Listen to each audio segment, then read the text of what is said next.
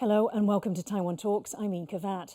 A Chinese Coast Guard has once again harassed a Philippine resupply boat on its way to the Ayungin or Second Thomas Shoal in the West Philippine Sea. The third such incident happened on the heels of this year's ASEAN summit in Indonesia.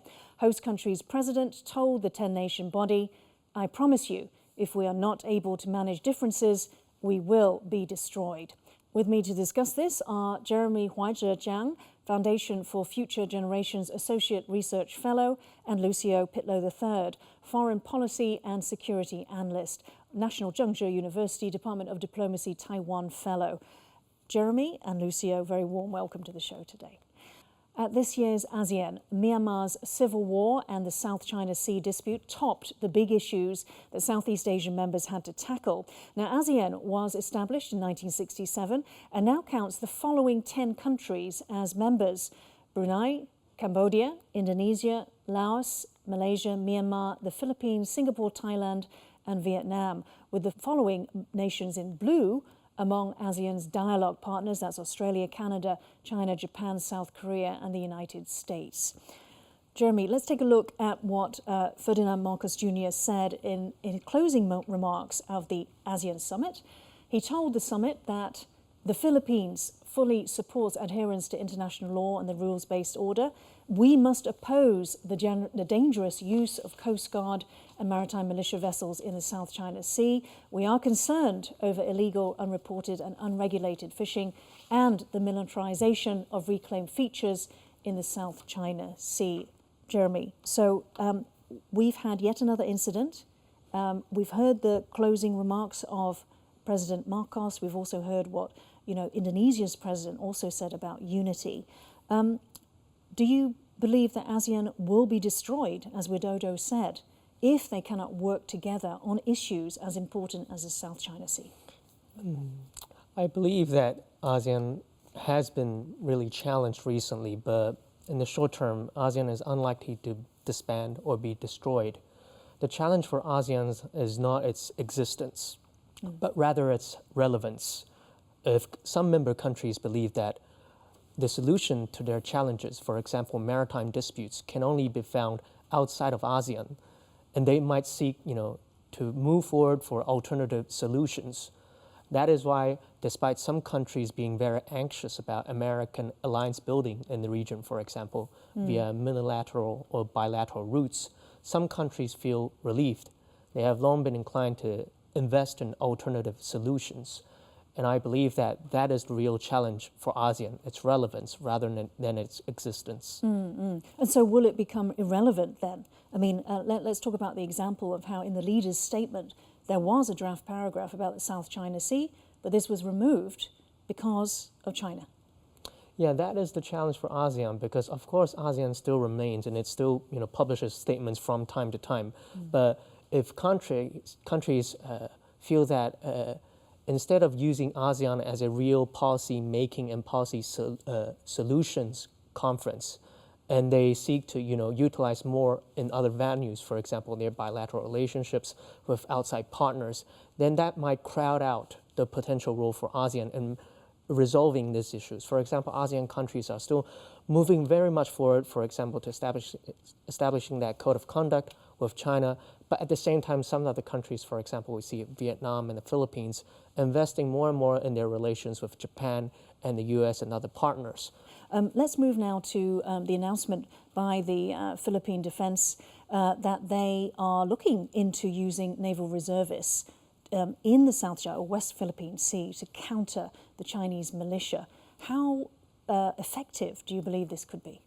Well, this is like, again, taking a page from the playbook of Beijing, and possibly to some extent Vietnam also, who have been employing, fishing militias or civilian elements, to pursue their claims or positions in the flashpoint. But again, the effectiveness of this strategy would depend on the resources that would be allocated to this program, and of course the political will that will be expended by the administration. This is a long-drawn game. And China and Vietnam, they have a long experience in using this doctrine of people's war at sea. And if the Philippines will employ a similar strategy, then it would have to maybe start from scratch. So it needs to have that kind of, the time and resources. It needs to make the program more mature. The learning curve will be there. Jeremy, let's go back to the ASEAN summit. We've talked about China. Let's bring in what China's Premier Li Chiang told the summit. Now, he said at present it's very important to oppose taking sides, bloc confrontation, and a new Cold War. These are their sort of stock phrases. And they've also repeatedly warned at ASEAN about outside or guarding against outside interference. Now, as we saw on our map, China is an outsider. I mean, it is not a member of ASEAN itself. It is classed as a dialogue partner, same as the US, Canada, Australia, etc. China has long seen itself as a leading country in Asia. It believes that it has a certain cultural and moral authority to speak on behalf of the Asians. China believes that Asians should unite together, standing and opposing the West. That sense of understanding of self has led, for example, Wang Yi before to comment to the Koreans and Japanese that they should remember their cultural roots, and no matter how hard you strive for it, you will never become Westerners. That is their cultural belief. Of course, their sense of their authority to speak on behalf of their Asians could also be very realist. They've been striving very hard to establish economically, politically, and militarily a sphere of influence in its surrounding regions. Of course, that means that when they look at American alliance building in the region, its extensive relationships with the countries, it has been a source of long-term concern. In situations where they cannot sever these existent relationships, they seek to neutralize it. And it creates a sort of pressure on these countries. As mentioned earlier, they also use these cultural and ethnic related kind of languages to sort of frame this question so as to, incentivize surrounding countries to bend more into their favor. Lucio, so is China saying that because of these cultural and perhaps even blood ties, that China is able to, be assertive and, basically make claims on what other countries consider to be their own sovereign territory? Yeah, so I do think that this kind of rhetoric, coming from China, seems to dismiss the fact, that the South China Sea is essentially a dispute, between claimant states, littoral states around that semi-enclosed sea. So by simply saying that, the competition between U.S. and China is the biggest, element in the South China Sea.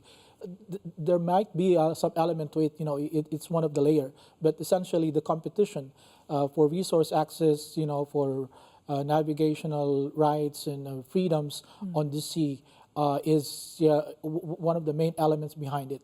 And of course, I think the Philippines is making a case that its position on this flashpoint is evolving depending on its appreciation of threat and its assessment of the evolving security dynamics in this flashpoint. So its decision to up its security engagement with allies and partners, U.S., Japan, Australia, is a function of its sense of insecurity, considering, the recent spate of sea incidents in the South China Sea, and also the growing, capacity of China that is manifesting in the South China Sea. And of course, the power asymmetry between Beijing and Manila is just too huge. And so the Philippines thinks, that it needs to work with allies and partners to try to reinforce its position in this flashpoint, and also to signal to Beijing, that it will make necessary measures if it sees that its security or maritime interest in this flashpoint is being compromised. I think that is one key takeaway. Sure. And let's, to that point about US-China rivalry, to your point, ASEAN Marcus also said, the Philippines firmly rejects misleading narratives that frame the disputes in the South China Sea solely to the lens of strategic competition between two powerful countries. This not only denies us our independence, our agency, but it also disregards our legitimate interests. So, Jeremy, you heard Lucio's take on that. Tell me more about what is behind these comments? Who is it, or what is it, that is trying to say that this is all about US-China rivalry? From my perspective, I believe that Marcos thinks that China regards the Philippines as a frontline pawn in a wider geopolitical struggle between the US and China. And this totally disregards the Philippines' own agency. Regrettably, also, some other ASEAN countries and also other developing countries also harbor similar misguided opinions. These kind of opinions, of course, hammer the moral authority of the Philippines and its own stance. And it is only natural that Marcos seeks to refute it when possible. All in all, if China seeks to maintain this understanding, this kind of framework, they will feel that they would not want to relinquish control over these strategic waters or just back down if it is part of a wider geopolitical struggle that will be long-term. Would you also comment or reflect on Taiwan's position? Because Taiwan is often also cast in that sort of framework as being a pawn in this US-China rivalry. I believe that, of course, great countries often see other smaller countries that have certain alignments or alliances with other countries as mere appendages. And I think that is not understanding enough of these own countries' decision-making processes, and they would create miscalculations. Miscalculations that could create, further misunderstandings and other potential troubles for these bilateral relationships moving forward. I believe that if these larger countries are willing to spend more time in understanding these very individual concerns, then some of these issues have a future for reconciliation. Very briefly, Lucio, I'd like to get your thoughts on the comparison between Taiwan and the Philippines. Taiwan also looks to the US as provider, the major provider of security, and the Philippines is increasingly so. Yes, so I do think that the Philippines and Taiwan, have a lot of parallels. Given the growing competition between the U.S. and China, both are important for Taipei and Manila, economically and also security-wise. And so I think that there will be more scope for discussion, between both sides, and to try to find ways, to navigate a more complex security environment. Now, ties between the Philippines and Australia are growing, with an agreement to hold annual defence ministers' meetings as the two nations upgraded bilateral ties to a strategic partnership. It comes as the two militaries in August held military exercises near the South China Sea. To find out more, my next guest is Malcolm Davis, a senior analyst with the Australian Strategic Policy Institute. Let's take a look. Malcolm, Anthony Albanese visited the Philippines, and it was the first visit by an Australian Prime Minister in 20 years. They signed a strategic partnership. What does this partnership mean for both countries? I think it's a really important step forward. The Philippines is becoming much more important as a partner for Australia.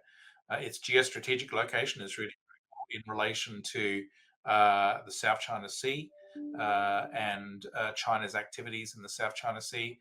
Australia's goal is, in collaboration with allies and partners in the Indo-Pacific region, is to deter China from using force in a way that undermines the stability and peace and security of the Indo-Pacific region. That could be directed against Taiwan, but it also could be directed in the South China Sea. And so what we're seeking to do is strengthen our relationship with the Philippines in a manner that reinforces that deterrence. So this agreement will enhance our ability to do joint training, have greater access to the region through accessing Philippines military forces, sharing of information. And I think that these are all important steps in strengthening that relationship. And it's an important signal to Beijing that we intend to stand firm against any sort of threats or use of force by them. Now, Anthony Albanese has also said, though, sort of taking it a step further, that it's actually the Philippines is a nation of critical interest to Australia's own interest. Can you explain how? Its geostrategic location is central. If you look at Australia's defence strategy, it's focused on impactful projection, forward projection of force And the Philippines location is really critical in that regard because it's close to critical sea lanes of communication through the South China Sea, and it's becoming a key partner for the United States in strengthening deterrence against China. Also, I think that under the Marcos government, you have a government that is far more aligned to the West than the previous Duterte government, which seemed to be seeking to align towards China.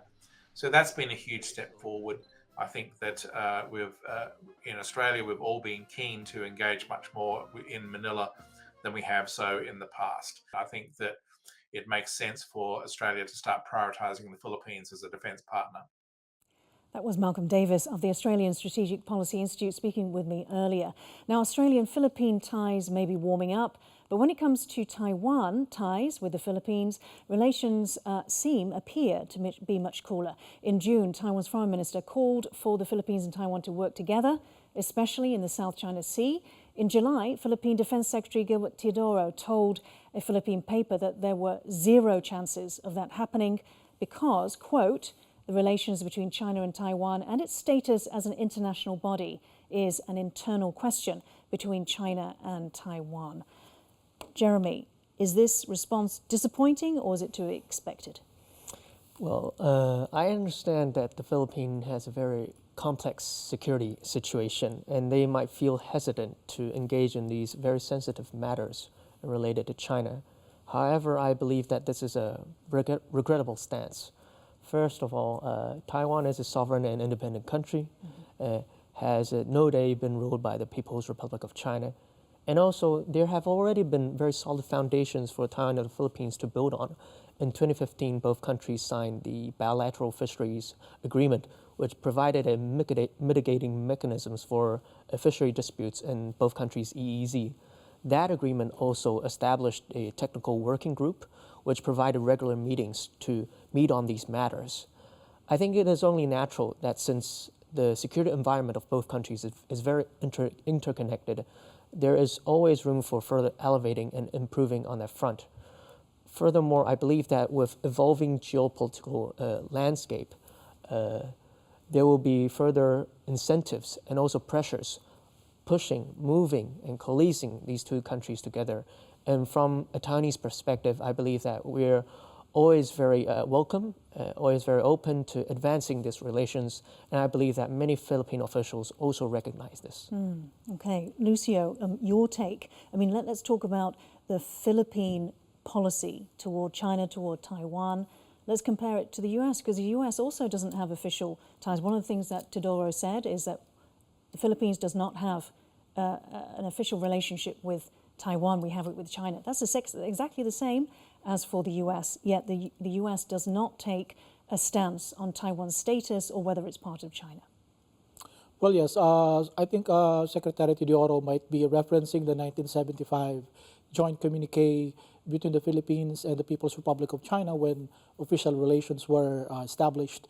And I think that might have constrained, Manila's latitude in terms of engaging Taiwan formally, But I don't think that should stop Manila, from finding ways, to impress, on both sides of the strait that the resolution to the dispute should be peaceful and that the Philippines should be partial against any use of force, coercion, or intimidation to resolve differences, or disputes in the region, being very close to this theater, just due south of Taiwan. The Philippines will have a deep interest, in seeing stability across the strait. And of course, Filipino nationals working in Taiwan, and of course, the two sides are very close to each other. And of course, the recent decision of Manila to allow U.S. greater access to some sites that are very close to Taiwan in northern Luzon, including a discussion about the potential development of a port in Batanes, which is just 200 kilometers from Taiwan. So I think, officially, rhetoric might be, more subdued, more narrow. But I think the actions, there might be some scope, for cooperation between Philippines and U.S. And some cooperation with Taiwan on this matter. I mean, we've seen the example, Jeremy, of the U.S. where the two U.S. Coast Guard and the Taiwan Coast Guard are working together. So it's kind of below the official, not defense ministries, not militaries working together. Let's dive in just a little bit deeper on this. So Teodoro also said that just as the Philippines does not want other nations to meddle in its internal affairs, we do not want to interfere with China's issues. Do you see this as a product of China's efforts to pressure other countries to isolate Taiwan? I believe that if we try to understand it through a framework of the Philippines' own agency, they're walking a tightrope right now. As we've seen evidently for the past year, the Philippines has been working very hard to strengthen its relationship with the U.S., building on its existing alliance. But at the same time, of course, due to the nature of the maritime dispute, they don't want to move too fast and move in a too hawkish position as to garner very severe retaliations on part of the Chinese. I think their understanding of the Chinese position on Taiwan is that this is a red line issue. And linguistically and also on other signaling fronts, they hope that this would reassure Beijing that they are still steadfast in maintaining Beijing's relations with Manila and hoping that this does not poke a unwanted response. But as Lucio mentioned there, you talked about Philippines' own interest, really, isn't it, in the stability of the region? So these interests, they do overlap, the Philippines' interest and Taiwan's interest, for there not to be any sort of invasion or contingency. Well, yes, of course, the Philippines is very concerned about developments, on cross-strait. And if we look at the decisions made by Manila in recent months, the allowing for greater access of U.S. forces, probably pre-positioning of some supplies, all of this will have bearing on a potential contingency or emergency in Taiwan. And so while rhetoric may be one thing, the actions on the ground suggest that, there's increased concern, about where the situation would go. And there is a preparedness, there's a willingness to bear some risks. But of course, government is trying to downplay the situation, hoping that there would be eventually, some kind of resolution that need not lead into catastrophic consequences for everyone in the region. Okay. And Jeremy, let's talk about a map that China released ahead of ASEAN. It was the 10-dash map. Now, we know that the 10-dash is nothing new. Why has there been so much confusion over this map in terms of whether it's new or not? And what does releasing the time that it was released in, what does that mean in terms of, current tensions and China's intentions? To lay it out in such a fashion, and also ahead of these two very important summits, is very interesting because it naturally forces these attending countries to sort of respond ahead of the summit so as to not be seen as too weak to their domestic constituents. The reason behind the timing, I think there's a lot of speculations. Could it be a response to Vietnam and the Philippines publicizing PRC vessels, obstructing these countries' vessels with water cannons? Is it because of India and Vietnam moving closer to the 2016 tribunal ruling, which is against Chinese claims? Is it China doubling down on its territorial claims and being more assertive? Or is it just to attract more concessions further down the road? There's a lot of guesses out there. But one thing that is for certain is that publishing it at such a sensitive time and as China's relations with its neighbors being so strained, it only serves to further worsen relations rather than reconcile. Yeah, Lucio, I was going to comment on the same thing. I mean, surely the reaction would be for these countries to double down. For those countries, Vietnam forming a comprehensive strategic partnership with the US. Doesn't it push them even further along those tracks? Yeah, I think it's ill-advised, ill-timed. Releasing it days before two important regional summits hosted by countries that are affected by this administrative map. Jakarta, Indonesia, part of the South China Sea. Dashes of China are actually well within the exclusive economic zone of Natuna Islands, which is territorially no dispute part of Indonesian territory.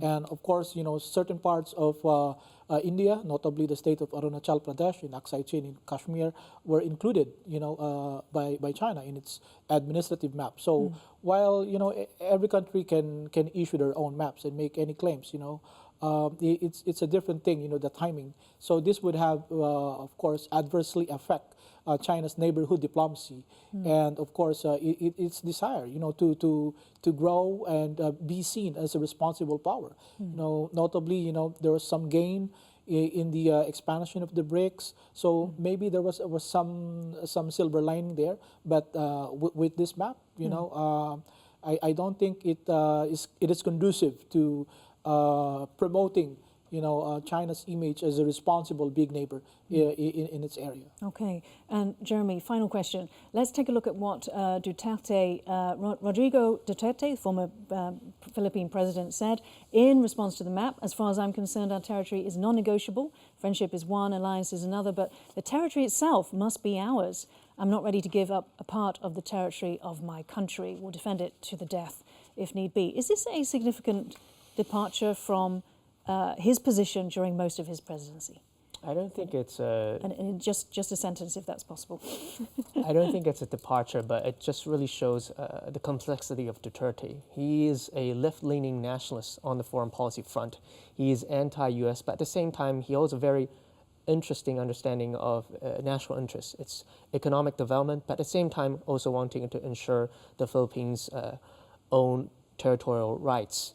Of course, right now, he has very low confidence that the Philippines can ensure it on its own, but he also doesn't trust the U.S. I think it's just another showcase that his complex understanding of these issues. Okay, we'll have to wrap it up there. Jeremy and Lucio, thank you so much for joining Taiwan Talks today. If you liked our show, please search for us on YouTube, give us a thumbs up and hit subscribe to our channel. Thank you for watching our show today. Stay safe and see you next time.